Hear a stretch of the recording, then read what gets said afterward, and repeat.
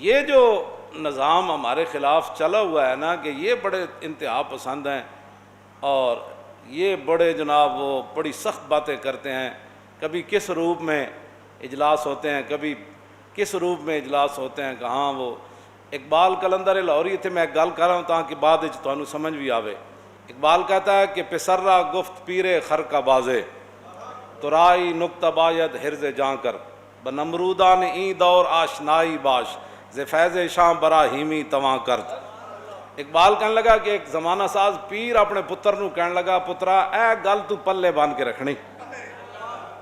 اقبال کہنے لگا کہ ایک زمانہ ساز پیر نے اپنے پتر نو گل کی تھی, انہیں کہا ترائی نکتہ باید حرز جاں کر. کہندا پترا اے گل پلے بن کے رکھنی, اے نہیں بولنی میری گل. انہیں کہا کی؟ انہیں کہا کہ بنمرودان این دور آشنائی باش. کہنے لگا اس دور دے جڑے نمرود ہیں نا انہوں نے یاری لا کے رکھنی.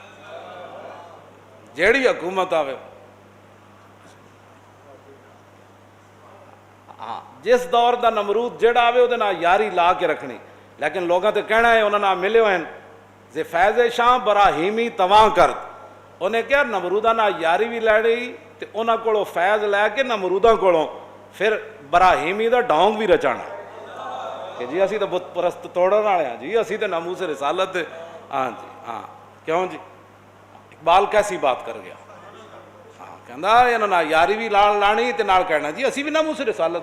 ساڑھے حضرت صاحب ناموس رسالت تے بڑی قربانی دیتی. تے میں کہا فیض آباد والے کتنے سن؟ توجہ ہوئی.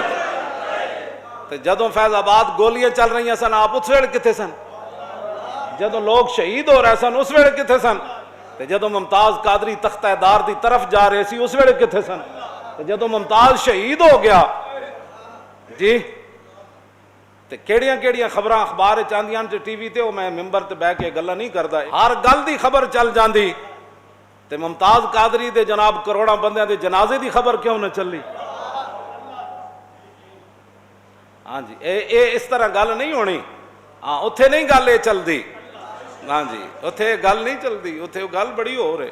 ہاں جی اے بالکل انج نہیں ہونا. اے حلقہ درویشاں وہ مرد خدا کیسا, ہاں وہ مرد خدا کیسا جی جڑا پھانسی دے پھندے دی طرف انجن جا رہے سے.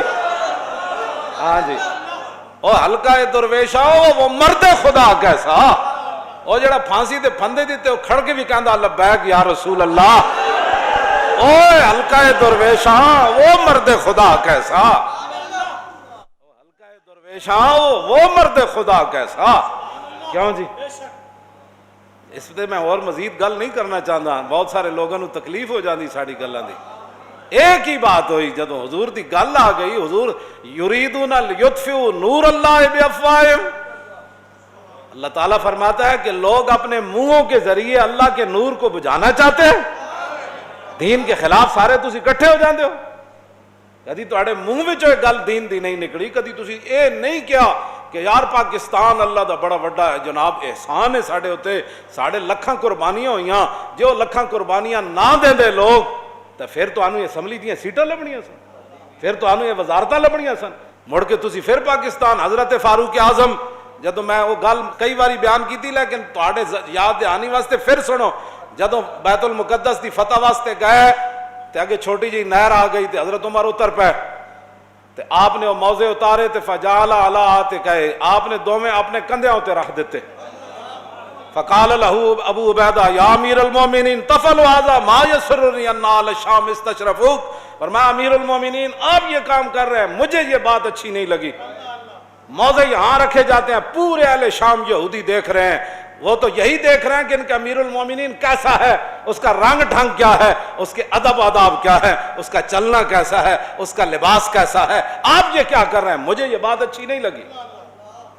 ابو عبیدہ بن جراح نے یہ بات کر دی. فقال اللہ, حضرت عمر لمبی سانس کھینچی, فرمایا لو یقول ذا غیروں کا ابا عبیدہ جعلتہ نکالا للامت انا کنا اذل قوم فعزنا اللہ بالاسلام فما نطلب العزہ بغیر ما عزنا به اذلنا اللہ. ترجمان نبی ہم زبان نبی. تو ہم اسلام کا جو نام لیتے ہیں ان کا مذاق اڑاتے ہو, یہ انتہا پسند ہے. ان کے اندر اسلام بڑے تحمل کا درس دیتا ہے. اور میں آقا تحمل کا درس تب دیتا ہے کہ حضرت عمر کا پاؤں چلتے ہوئے گلی کے اندر کسی کے پاؤں پر آ جائے تو اس وقت بندہ وہ کہے کہ تو نظر نہیں آندا، تو حضرت عمر معذرت کرن یار مینوں پتہ نہیں چلیا. لیکن گل جدو دین دی آ جائے، گل جدو ناموس رسالت دی آ جائے تو پھر تے حضرت عمر اتنی دیر بھی نہ کیتی، جنہیں حضور دا فیصلہ نہ منیا، صرف اندر تلوار دے لانے دی دیر کیتی، آ کے آپ دا سر تن نال جدا کیتا. تے آپ نے فرمایا ہاکذا عقدی بما لم یرضى بقضاء اللہ ورسولی، فرمایا جو اللہ رسول کے فیصلے پر راضی نہیں اس کا یہی فیصلہ ہے جو عمر نے کر دیا ہے. ساتھ بیٹھ کر پھر سارے کیوں جی انہوں نے بیٹھ کے پریس اسلام بڑے تحمل کا درس دیتا ہے، بردباری کا درس دیتا ہے. میں آخا سی پڑھے ہوئے جڑا تحمل بردباری درس کیوں جی. حضور دراز گوش ہوتے تشریف لے آ رہے کیوں جی، اور وہ پیروں میں خاک اٹھی. عبداللہ ابن ابی اپنا منہ ڈھانپیا تے آپ نے فرمایا اے اے کیا کیتا ہے تم. انہوں نے جناب اتنی دیر جناب گل گرمو گرم ہو گئی ہوتے. پھر کھڑیاں کھڑیاں اس گدے مبارک نے حضور دے دراز گوش نے پیشاب کر دیتا. وہ کہنے لگا الیک انی آذانی نتن حمارے کا، حضور انہوں دور لے جاؤ، یہ پیشاب نہ سانو بڑی تعفن پھیلیا. تے صحابی تحمل کی بات ہے، اس نے پیشاب کے بارے میں بات کی کیوں جی، لیکن فرمایا تجھے پتہ نہیں یہ پیشاب کس جانور کا ہے. تحمل بھی کیا تو بردباری بھی گئی. اور مدینے کے رہنے والا باشندہ اور حضور کے پیچھے نمازیں پڑھنے والا عربی دان فرمایا حضور کا جو دراز گوش ہے اس سے تو نفرت کرتا ہے. واللہ لحمار رسول اللہ اطیب ریحم من کا، فرمایا رسول اللہ کا مبارک جو ہے دراز گوش ہے وہ تجھ سے زیادہ پاکیزہ ہے. عشق اپنے فیصلے، اقبال کہندا دی سراپا سوختن اندر طلب، انتہاش عشق و آغازش ادب. اقبال کہندا دین تو نام ہی حضور کی یاد میں جلنے کا ہے، اس کی ابتدا ادب ہے اور انتہا عشق ہے. کہ آج بھی صدیق اکبر حضور کے پاؤں میں لیٹے ہوئے، عشق ہے اس کے اندر. زور عشق از باد و آب و خاک نیست. اقبال کہندا عشق دا جڑا زور ہوندا ہے نا وہ بڑے سارا بندہ جڑا نہ ہوئے، اتنے سارے ڈولے ہون تے روزانہ جناب ہریسا کھاندا ہوئے تے 5 کلو دودھ شامی تے 5 کلو سویرے تے ڈنڈ بیٹھتا تے نال بادام تے پھر مسٹر لاہور بن جائے. اقبال کہندا اے مسٹر لاہور کے لیے بادام ضروری، ہاں اس کے لیے گوشت ضروری. میں کہا پھر اقبال عشق کے لیے کیا ہوتا ہے؟ کہتا ہوں زور عشق از باد و آب و خاک نیست، قوت از سختی اعصاب نیست. اقبال کہنا اتھے ڈورے نہیں ویکھے جاندے، اتھے بدن نہیں ویکھا جاندا. اتھے تے عبداللہ بن مسعود دیاں ٹنگا باریک بھی ہون تے صحابہ نو حضور فرمان یہ ٹانگیں اوت پہاڑ سے بڑھ کر وزنی ہیں. ہاں جی توجہ. ہاں عشق دا زور کچھ اور ہی ہوندا.